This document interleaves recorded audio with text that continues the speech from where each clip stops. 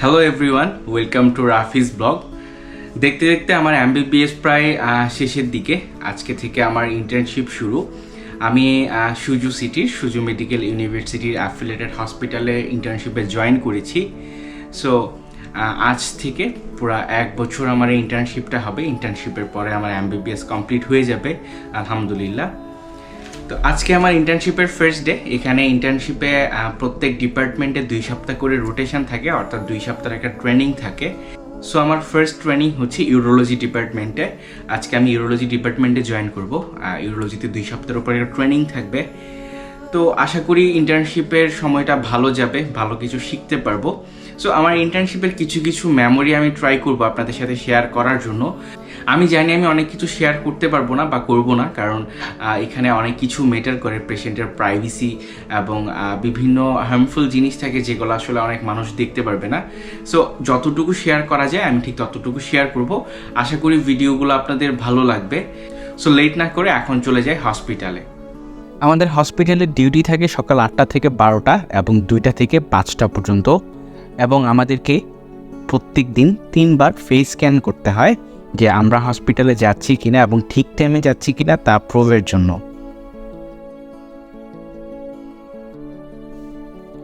এটা আমাদের হসপিটালের একটা বিল্ডিং যেখানে ওটি সহ সব ডিপার্টমেন্টের পেশেন্টরা ভর্তি থাকে।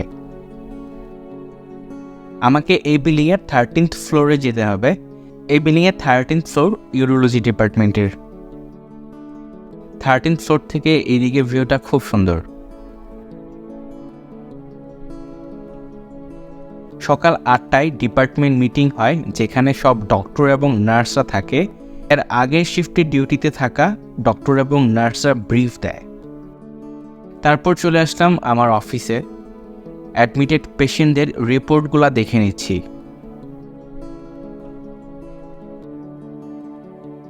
তারপর ডিপার্টমেন্ট হেড সহ ডিউটি ডক্টরের সাথে ওয়ার্ড রাউন্ডে চলে আসলাম।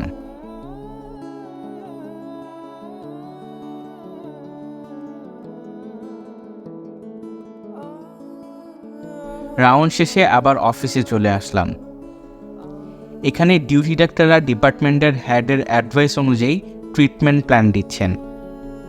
কারোর কোনো মেডিসিন চেঞ্জ করা লাগলে মেডিসিন চেঞ্জের অর্ডার দিচ্ছেন, কাউকে রিলিজ করতে হলে রিলিজের অর্ডার দিচ্ছেন, কারোর কোনো টেস্ট করতে হলে সে টেস্টের অর্ডার দিচ্ছেন।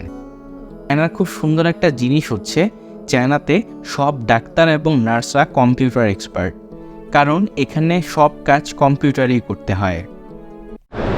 বাংলাদেশের মতো এখানেও ওটির সামনে পেশেন্টদের অ্যাটেন্ডেন্টরা বসে আছে বা শুয়ে আছে এবং অপেক্ষা করতেছে কখন তাদের পেশেন্ট বাইরে আসবে। নর্মালি এখানে তেমন বেশি লেট হয় না, কারণ এখানে অ্যাট এ টাইম 1500 থেকে 1600 সার্জারি হয়। প্রচুর পরিমাণ সার্জন এবং প্রচুর পরিমাণ ইনস্ট্রুমেন্ট এখানে, যার কারণে তেমন বেশি লেটও হয় না। সো তারা অধীর আগ্রহে অপেক্ষা করছে কখন তাদের আত্মীয় স্বজন বা খুব কাছের প্রিয় মানুষরা বের হবে ওটি থেকে এবং একটা সুখবর পাবে। চায়না ইন্টার্নশিপের কিছু ব্যাপার হচ্ছে, এখানে ডিপার্টমেন্ট হেড বা অন্যান্য ডাক্তাররা সবাই চাইনিজে কমিউনিকেশন করে, পেশেন্টের সাথেও তারা চাইনিজে কথা বলে। সো আমরা যখন রাউন্ডে যাই আমরা তাদের কনভারসেশনটা আসলে ভালোভাবে বুঝি না। যদিও চাইনিজ পড়ি বা এইচএসকে 4 কমপ্লিট করার পরেও আমরা ওরকম ভালোভাবে বুঝি না তাদের কনভারসেশন। সো যেই ডাক্তাররা আমরা আসলে ইন্টার্নশিপটা করি উনি যদি ভালো হয়, ইংলিশে যদি উনি অনেক বেশি ফ্লুয়েন্ট হয় বা টুকটাক বুঝেও, ওনারা অনেক ট্রাই করে আমাদেরকে বোঝানোর জন্য। সো হয় কি যে যখন কনভারসেশন হচ্ছে উনি সাইড থেকে আমাদের কানে কানে বলে দিচ্ছে ইংলিশে যে পেশেন্টের এই প্রবলেম, সো ওর উপরে এই প্রসিডিওর করা হয়েছে, ওকে এই মেডিসিন দেওয়া হয়েছে। সো তখন আমরা বুঝে যাই। তো আজকে অনেকগুলো ওটি আছে। আমি ইউরোলজিতে যেহেতু আসি আজকে, সো কিডনির বিভিন্ন কিডনি স্টোন এবং বিভিন্ন ধরনের প্রবলেমের ওটি। সো আমার টিচার আমাকে ফোন দিয়ে বললো যে তুমি তাহলে ওটিতে ঢুকে যাও। সো টিচার ডিউটি শেষ করে আসবে অনেক পরে, আমাকে এখনই পাঠিয়ে দিছে। সো এখন আমি যাব ওটিতে, দেখি আজকে ওটিগুলো কেমন হয়। ওটিতেও ডাক্তাররা এইভাবে আমাদেরকে শিখাবে যে কী প্রসিডিওর করছে, কীভাবে করতেছে। এখন একটা ইউরেটারোস্কোপি চলতেছে।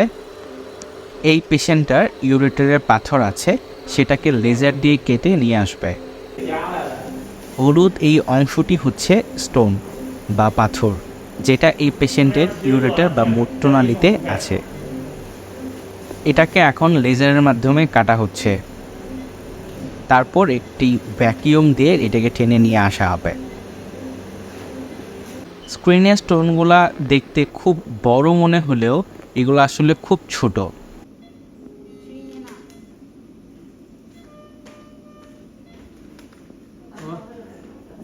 এটা আরেকটা পেশেন্ট যার রেনাল পেলভিক টিউমার আছে, তাই সার্জারির মাধ্যমে লেজার দিয়ে সেই টিউমারটা কেটে নিয়ে আসা হচ্ছে।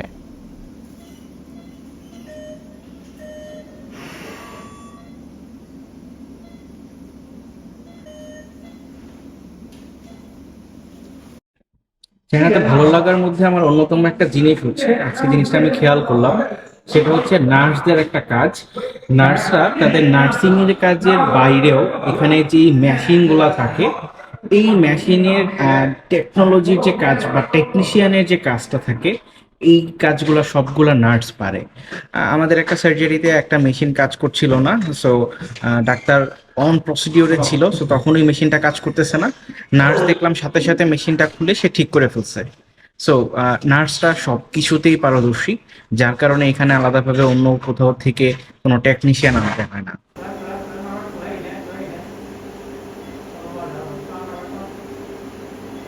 মোটামুটি 4-5টা সার্জারি শেষ হয়ে গেছে, এখন প্রচণ্ড খিদা পাইছে, যাবো লাঞ্চ করতে, আর এখানে লাঞ্চ ফ্রি।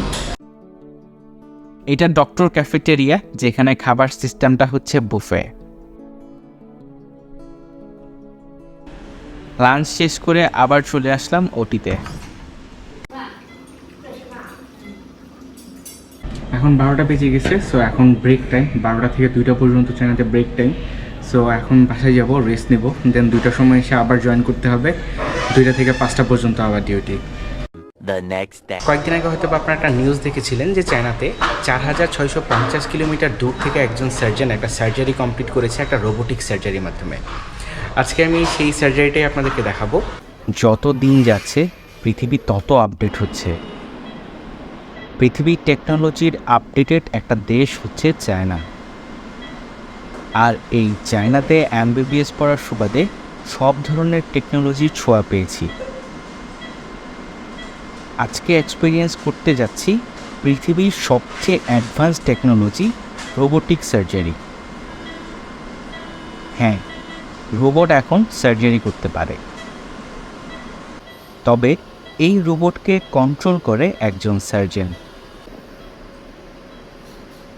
এই রোবটের আছে 5টা হাত, সে অ্যাট এ টাইম 5টা হাতই চালাতে পারে। এই সার্জারিতে ব্যবহৃত ক্যামেরার কোয়ালিটি 4K 60 FPS, তাই নর্মাল সার্জারি থেকে এই সার্জারির ভিউ অনেক ভালো পাওয়া যায়। এটা দিয়ে অনেক সূক্ষ্ম সার্জারি করা যায় নিখুঁতভাবে। এই সার্জারির জন্য শরীরে তেমন বড় কোনো কাটাছেঁড়া করতে হয় না। শরীরে ছোট ছোট 2 থেকে 3টা ছিদ্র করলেই এই সার্জারি সহজে করে ফেলা যায়।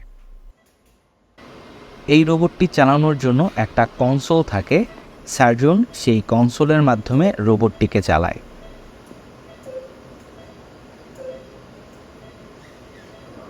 যেখানে এরকম সার্জারি করতে 2 থেকে 3 জন সার্জন এবং নার্সের প্রয়োজন হয়, সেখানে এখন একজন সার্জনই সার্জারি করছে শুধুমাত্র এই রোবোটিক সার্জারির মাধ্যমে।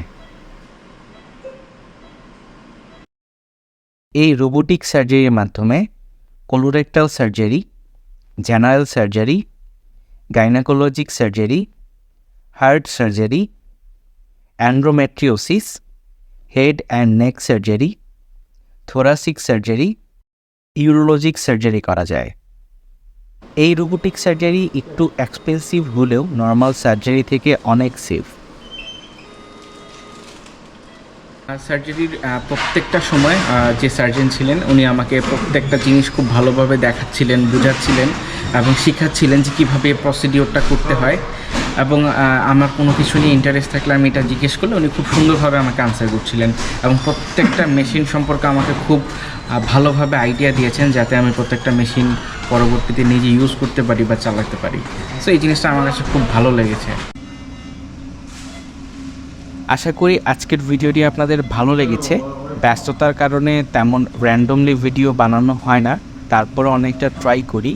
ভিডিওটা ভালো লেগে থাকলে অবশ্যই আমার ভিডিওটাতে একদিন লাইক দিবেন এবং এরকম আরও অনেক ভিডিও দেখার জন্য আমার চ্যানেলটি সাবস্ক্রাইব করে দিবেন। এছাড়াও চ্যানেল বিভিন্ন জিনিস জানতে আমার সাথে যোগাযোগ করতে পারেন। আমার সাথে যোগাযোগ করার সব ধরনের মাধ্যম ডেসক্রিপশন বক্সে দেওয়া আছে। ধন্যবাদ।